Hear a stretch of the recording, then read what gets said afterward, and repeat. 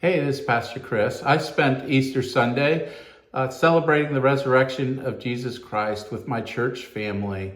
It was a time of us recognizing our Savior and Lord, His death, His burial, His resurrection from the dead, and His ascension into heaven. It was a great time, and it was good for us to gather and to remember that we serve a living, risen Savior. That's part of what we believe as Christians. If you're not a Christian watching this video, that is part and parcel of my faith as a Christian. I actually believe that stuff. You might not think it's true, and I understand you don't, but that's a deep, heartfelt conviction that I and millions of other Christians in the United States believe. It's been tradition for religious leaders, particularly presidents, to recognize the Christian community by making some kind of Easter proclamation. Nowadays, social media makes some kind of post recognizing the importance of Jesus and his resurrection and his crucifixion in the life of the church, in the Christian church. Donald Trump made in excess of 70 posts on Easter on his Truth Social account, which most people other than his hardcore followers really don't see, because his total platform-wide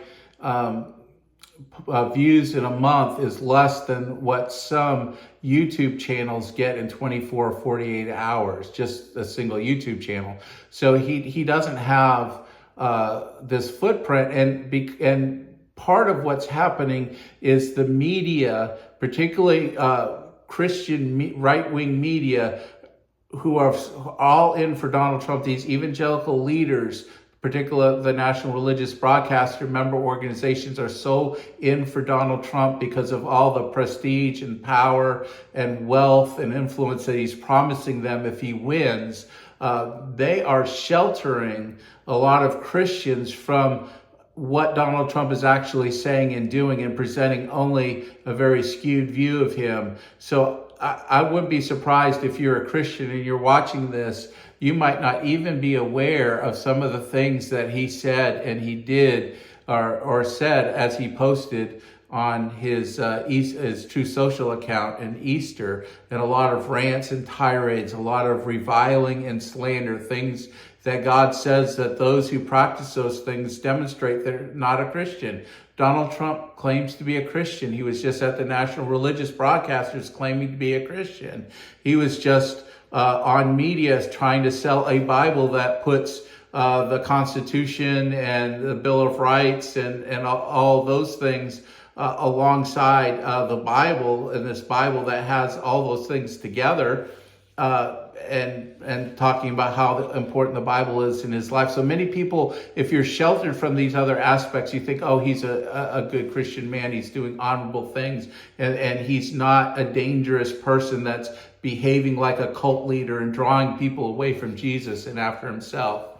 Let me just share his main Easter post, or I'm going to just read part of it because it's really, I don't want some of those things in my mouth that he says, because they are just not very Christian at all.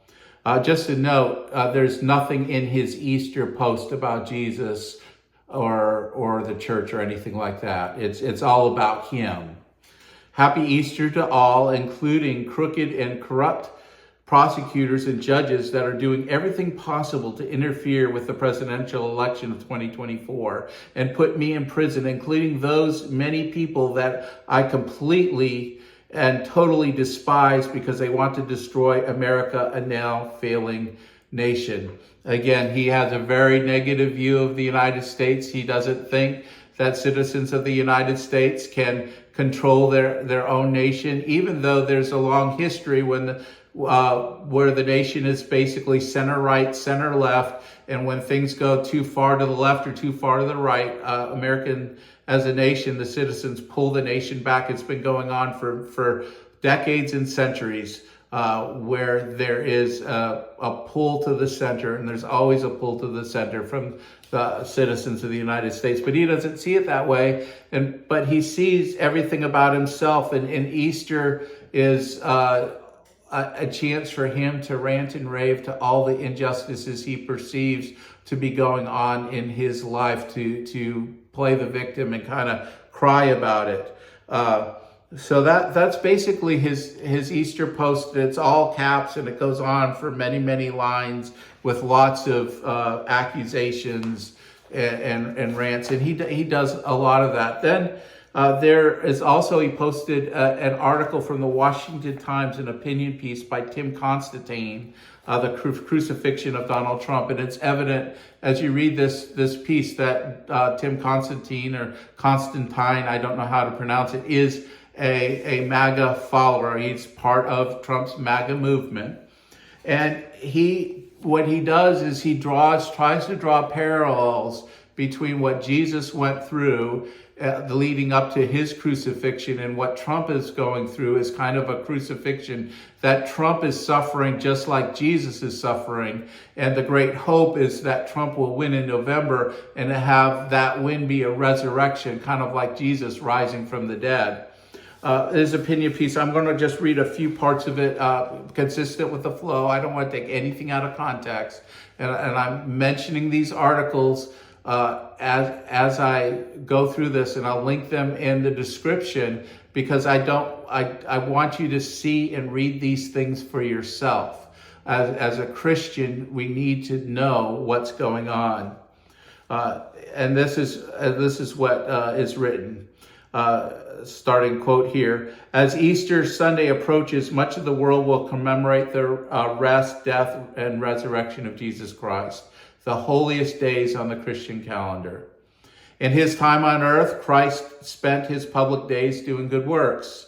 His efforts helped people, both collectively and individually, in a variety of ways, and his general ideas made the world around him a better place. Now, it's writing as, I'm not sure that this person is a Christian or a believer, but he's trying to acknowledge that Jesus had some kind of important part in society of his day.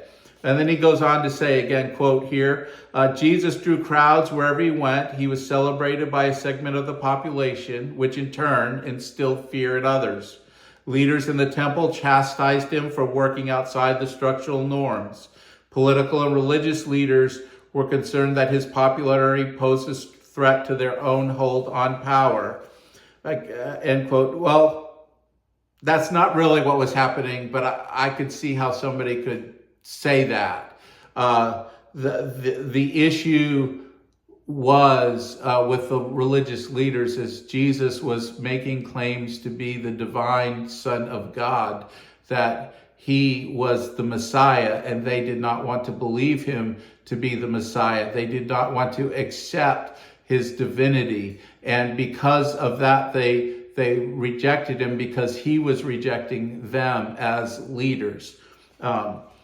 But he goes on to say, again, quote, that fear and hunger for perpetual power led some to want to eliminate him. They had Jesus arrested. They mocked him publicly. They took him before Pontius Pilate in hopes Jesus would be adjudicated guilty and sentenced to death. Yes, the religious leaders did oppose him, not because of his social reforms, not because he was a good person or trying to lead Israel-wide social reform among the Jews, and he was a threat to their political power, that he was a rival political candidate. They were opposed to him because of his specific religious claims that he was making about himself. But yes, they were threatened, and yes, they wanted to eliminate him.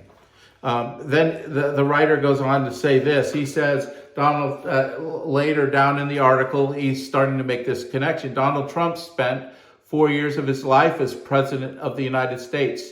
During that time, he enacted policies that built a solid economy, secured America's southern border, and appointed 3 well-qualified justices to the Supreme Court.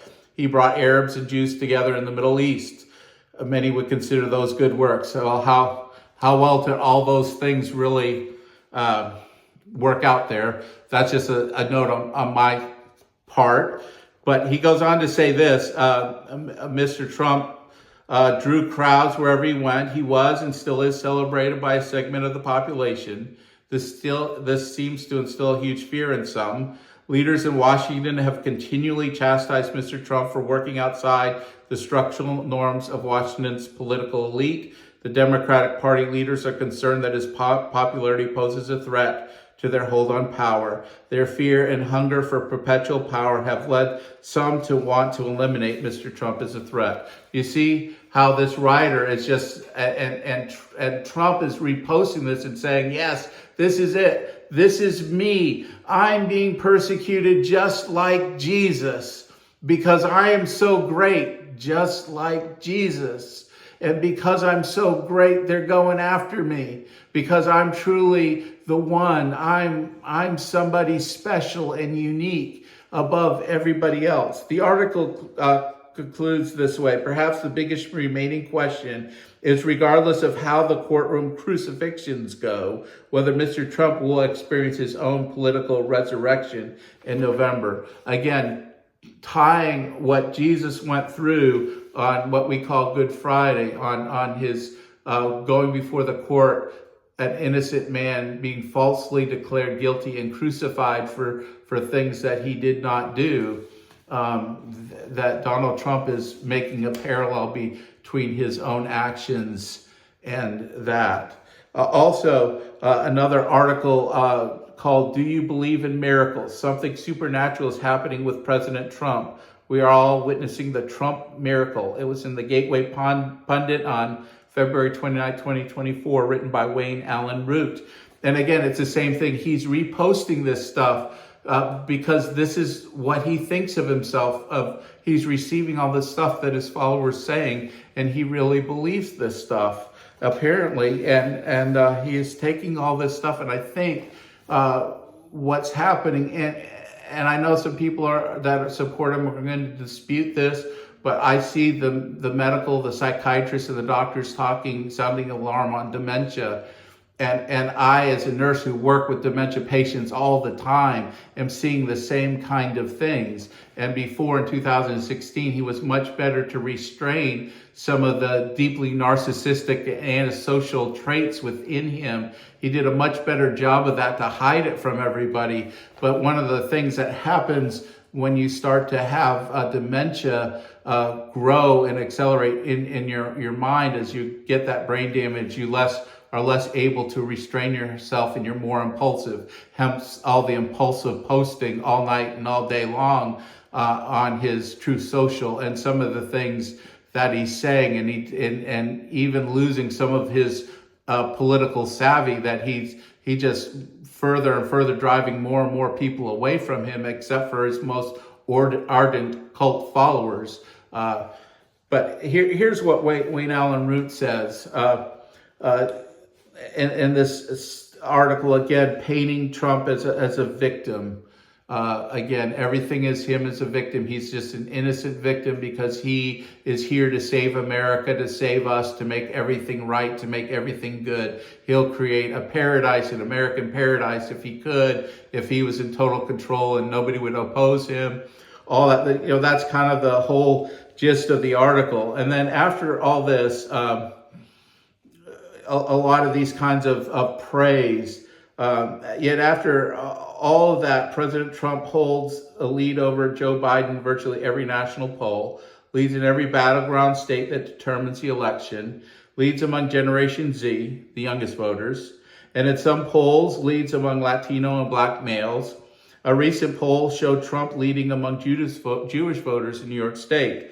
How is that possible? The writer says. Then he goes on to say this: it's supernatural. It's biblical. It can't be explained. It's a real life miracle. Again, positing some divine status to Donald Trump, some divine approval. He would go on to say this to wrap up the article. He would tell a story of a contact he said he had with a childhood best friend, and what it means. He would go on to say this, quote, "My childhood best friend is a strong believer in God, but he is non-political. Yesterday, he reached out to me via text to say, I'm going to say something very odd now. I don't believe Trump can be stopped. He's touched by God. He's superhuman. He's got something supernatural supporting him. I don't think anyone can stop him. In my lifetime, I've never seen a human being on earth surrounded by this supernatural force. Trump doesn't even age like all the other presidents in history. He looks the same as 8 years ago, even after all he's been through. He doesn't ever get down, even though he's taking deadly shots left and right. He's superhuman, unstoppable, unflappable. We are witnessing a miracle. And that's what he said his friend texted. And then he goes on to say, there are those words again, supernatural and miracle. He concludes, do you believe in miracles? It's time to start believing. What's happening is supernatural. Everyone is starting to see it. Everyone is starting to believe. The signs are there. Trump is the chosen one. Trump is sent by God and blessed by God. We are all witnessing the Trump miracle. And so Donald Trump is posting all these things about himself in the midst of all his rantings and ravings of followers just giving him this worshipful praise that he's superhuman, that he's God blessed, that he's greater than anybody else and any other human, that he's the chosen one by God and all this stuff. And this should, I think, really deeply alarm Christians. I've got a longer post that goes a little longer, it explains a little more, that I put up at the same time as this one, or about the same time. So if you want, you can go check that post out as well. Thank you for watching.